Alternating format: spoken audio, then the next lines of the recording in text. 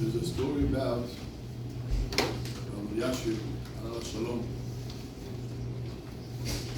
Elishiv was one of the greatest poskim in our generation, and when he was at the age of 92, he had a heart problem. And the doctors told him that for this, he have to go through a surgery. But the big doctor from America, he said that the chances for him to pass the surgery is only 30%. 30% of Aslaha. Elishiv pasak that since my age, I should not take this risk, and therefore I'm not going to take this surgery. 92 years old, pasak la small, no simituah. Why? 30%, maybe that's good for young people at this age, surgery 92, pasak lo simituah. So his son-in-law, Harav, Rimmer, came to him and he told them that Steinman said you have to take the surgery.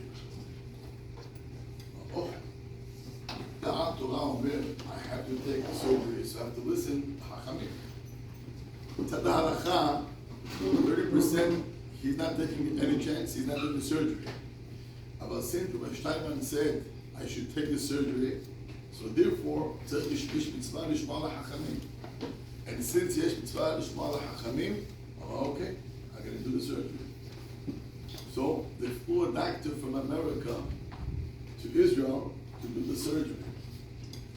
You can imagine, I'm saying the doctor said it was a big doctor, but the pressure that he had on him, it was unbelievable, because he saw in the news how many thousands of people in the Kotel and all the yeshivot around the world were praying.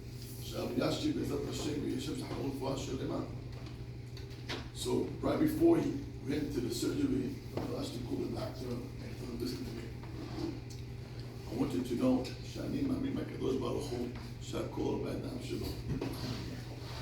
So if it's not going to go through or משהו יקרה, no pressure. Just take it easy. It's not up to you. So if you're not going to succeed, it's okay. The doctor said later after he did the surgery that his words, he was so relieved because he was under big pressure. You know, he saw and he came to do a surgery to a person that's, the age of 92. If he's going to fail, everybody, people would blame him. If you know that the chances is low and he's 92, what are you doing? He says his words was so much, he did so much to him that, he said. Anyway, he did the surgery and he lived another 10 years. But Elishiv lived after that surgery another 10 years. So they asked Elishiv, Makara. So he said that before he went to the surgery, he took upon himself Kabbalah.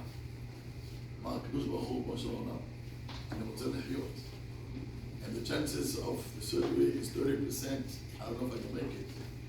But I קיבל Kabbalah that every time I come to my class every day, I'll come 5 minutes earlier to learn. And he said, that Kabbalah that he took upon himself 5 minutes. I'm not sure about my question.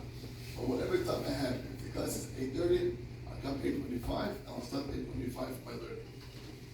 Amar Rabbi Yoshim, that's 5 minutes. Make the surgery that successful. 5 דקות. צריך לדעת שהקדוש ברוך הוא רוצה מאיתנו, just show. השם בקול שופר. מה זה השם בקול שופר? השם רוצה שיפור קטן, שיפור, משהו, do something. If you do that little thing and you commit yourself, אמר הקדוש ברוך הוא, I can deal with you. זה דבר חשוב לדעת, שראש השנה מגיע, לא צריכים תצ'נץ' את כל העולם. It's 5 minutes. It's a small commitment. Small, not big and not many. One small commitment. השם בכל שופר. אז תראו את הכל, את השיפור שלך, that's what he wants. זה נקודה חשובה מאוד. לקראת, ברוך השם, to be here every day, ברוך השם, לקחת את הלילה also, רבותיי, ברוך השם, the morning is unbelievable. Let's also can take the night, a little push, we can do it, ברוך השם. This year, ראש השנה is, ראש השנה in Shabbat, since ראש השנה בשבת ביחד, צריך לדעת, צריך עירוב, תבשילין. We'll go a few הלכות today, and we'll continue tomorrow.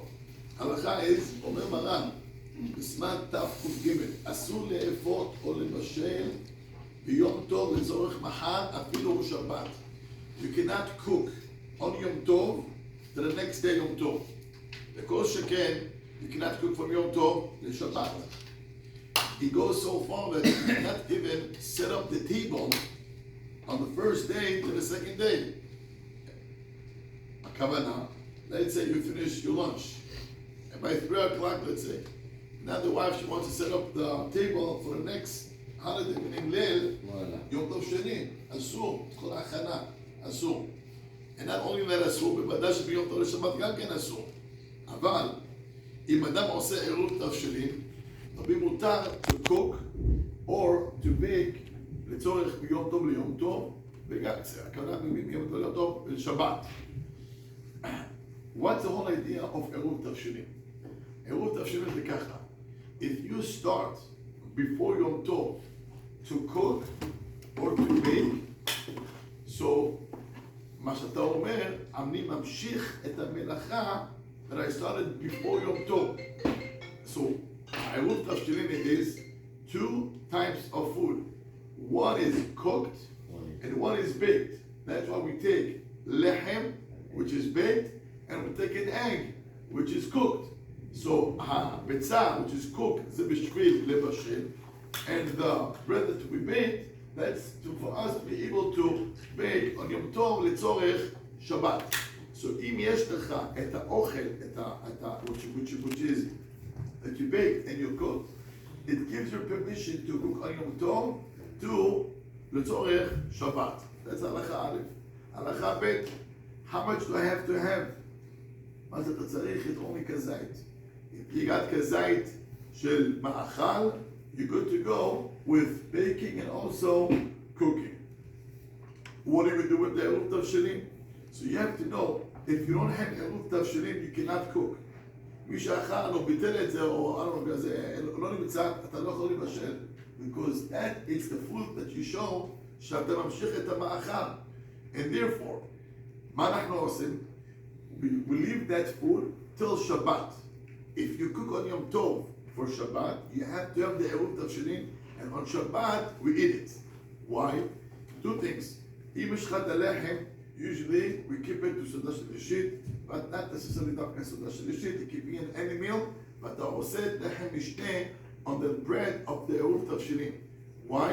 מכיוון שנעשה בו מצווה אחד, עושה בו מצווה פעמיים.